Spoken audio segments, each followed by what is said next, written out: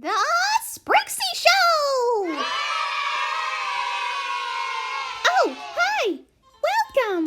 So now that you're here, let's talk about scary logos. Oh boy, here we go.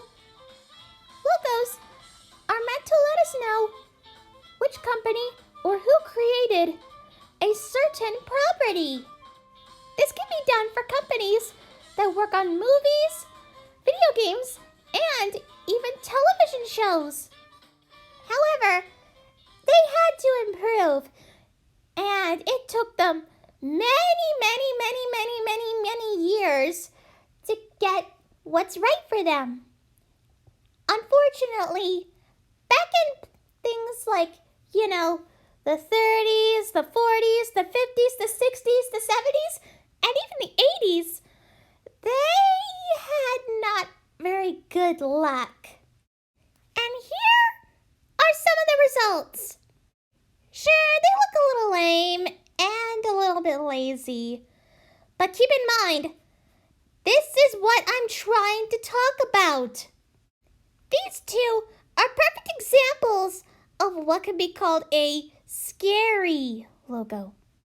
What I mean is, it's either their presence, basically how the animation looks, and how awkward and very unsettling the music sounds. But again, this was back in the early years, so you know that they didn't have a very good quality back then. First off, let's take a look at probably the most infamous one.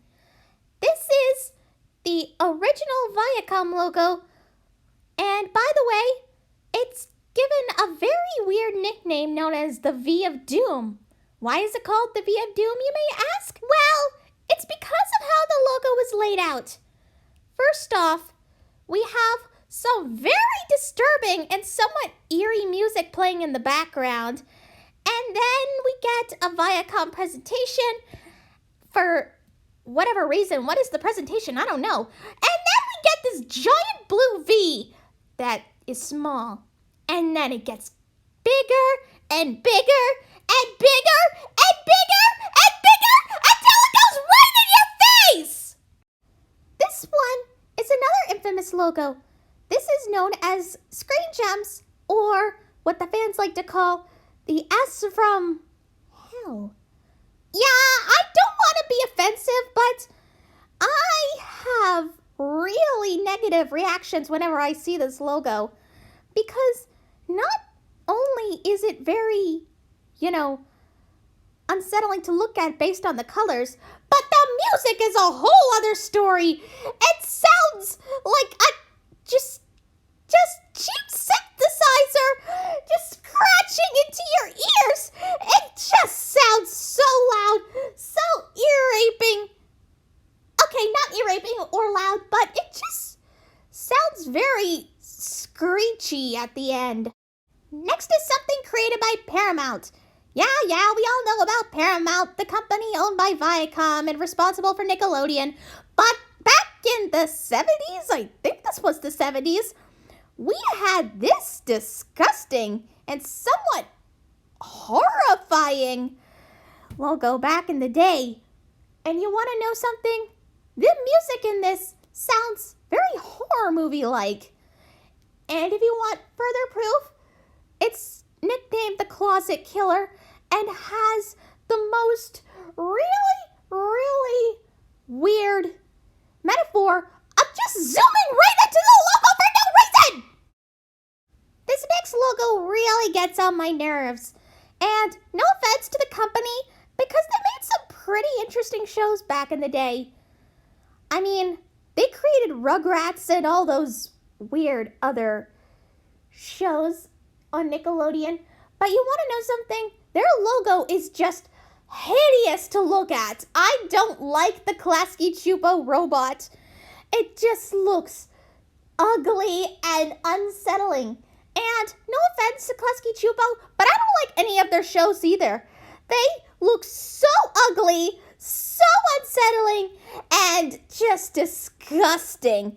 It's like they don't know how to make human characters, make them look attractive. They look more like mutants. I'm so glad The Simpsons doesn't work with them anymore. But, yeah, I agree. Some people like it, but honestly, I don't. But their logo, ugh, that is gross. And to be honest with you, I'm so glad we don't have this kind of company anymore. And nowadays, we have cuter looking shows where they can actually make human characters look more cute and attractive, like what Disney does with their human characters. And what on earth is this logo? Oh my goodness! Who is that? Who on earth is that? What kind of mask is that? What kind of face is that? Is that a statue or some strange cement accident that ended up killing the guy? Who is that? Okay, let's calm down. I think that this is a very unsettling logo, in my opinion. Oh, by the way, this was from Russia, so God bless them. But how did all these scary logos start? This one, perhaps? I introduce Oz Film. I mean, come on. This is actually the first ever scary logo. And for some reason, they decided to catch on with this. I hate this logo so much. I feel bad for that woman who had to be in the logo. I'm pretty sure she's in heaven now. But yeah, this is just unnecessarily a good thing to put on your movies. Well, it doesn't exist anymore because keep in mind, this has existed since the 1910s. I think it was the 1910s. I have no idea why this existed. This was actually before The Wizard of Oz even existed. And now that we have The Wizard of Oz, we could just think of it as, well, the best thing ever made back in the day. Oh man, those logos, they did not know what they were doing. I mean, you take a look at these logos and they just have no appeal.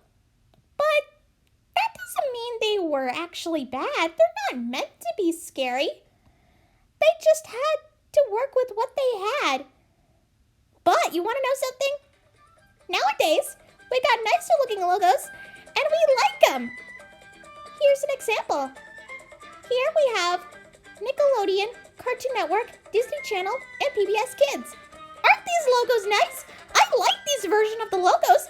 They look so cute. Cuddly, cuddly cute.